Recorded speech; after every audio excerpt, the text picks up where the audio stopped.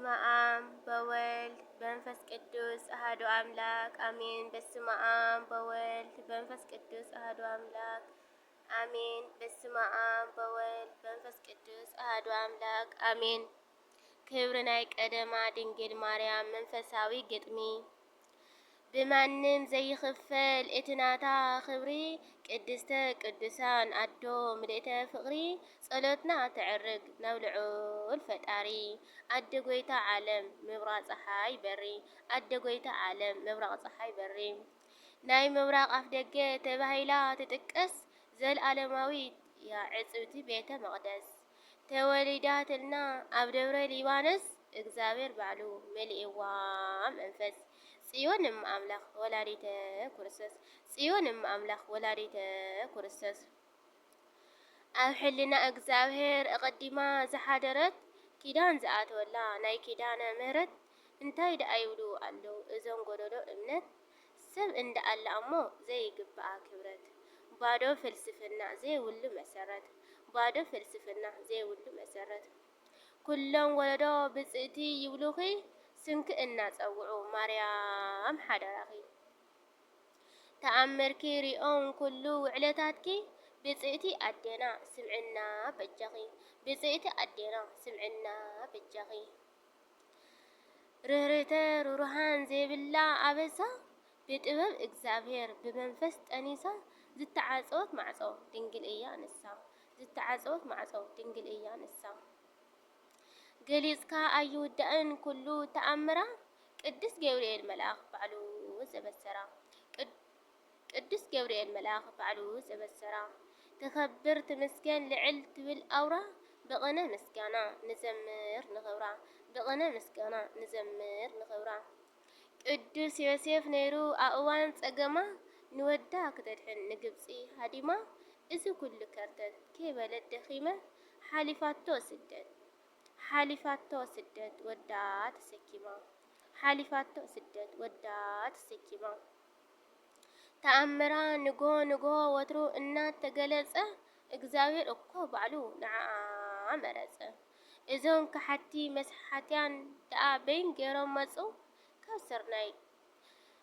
ካብቲ ስርናይ ክርዳድ ዘይበሰለ ዕፀ ካብቲ ስርናይ ክርዳድ ዘይበሰለ ዕፀ ካብ ኩለን ኣንስቲ ንሳንድያ ትምልክዕ ኣበይ ትባል እብሃት ከም ዓይኒ ማይ ይነትዕ እቲ ርራይኣ ዝገልጽ ብልክዕ ቃላት ኣይርከብን ንዓኣ ዝበቅዕ ቃላት ኣይርከብን ንዓኣ ዝበቅዕ ኣምላኽ ዝወለደት ንዓለም ዘድሕን ብፍጹም ድንግልና ተኣምር ብዝኾነ ውዕለትኪ ገሊጸ ኣስፊሐ ተንቲነ ዓቕሚ ይሓጽረኒ ድኹም እንዶ ኮይነ ስቕካ መባልጊ ንእሽተን ፈቲነ መላእኽቲ መጺኦም ሰላም ዝብልዋ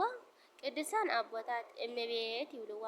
ካህናት ሊቃናት ወትሩ ዝገልጽዋ ዘይጽወር ጼራ ንስንዶ ዓዊዋ ዘይጽወር ጼራ ንስንዶ ዓዊዋ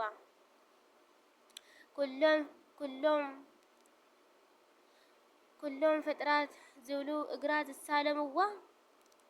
ኩሎም ፍጥረት ዘበሉ እግራ ዝሳለምዋ ስለና ተማልድ ኣብ የማን ወዳ ቆይማ እዞም መስሓትያን ሰባዶ ዕላማ ብዙሕ እንተበሉ ከጸልሙ ንስማ ቅድስተ ቅዱሳን ክብሪ ናይ ቀደማ ቅድስተ ቅዱሳን ክብሪ ናይ ቀደማ አሜን አሜን ዘውደቆ ዘንጠጠቆ በቅዱሳን መላእክት ይታረመለይ ሰላም እብለኪ እንዘንሰግድ ንብለኪ ማርያም እምነ ናስተበጽአች እምአርየናዊ ተማህፅን ብቺ በእንታሃና እምኪ ወኢያቄም አቦች ማህበረን ዮመ ድንግል ባረኪ ሰላም እብለኪ እንዘንሰግድ ንብለኪ ማርያም እምነ ናስተበጽአች እምአርየናዊ ተማህፅን ብቺ በእንታሃና እምኪ ወኢያቄም አቦኪ ማህበረን ዮመ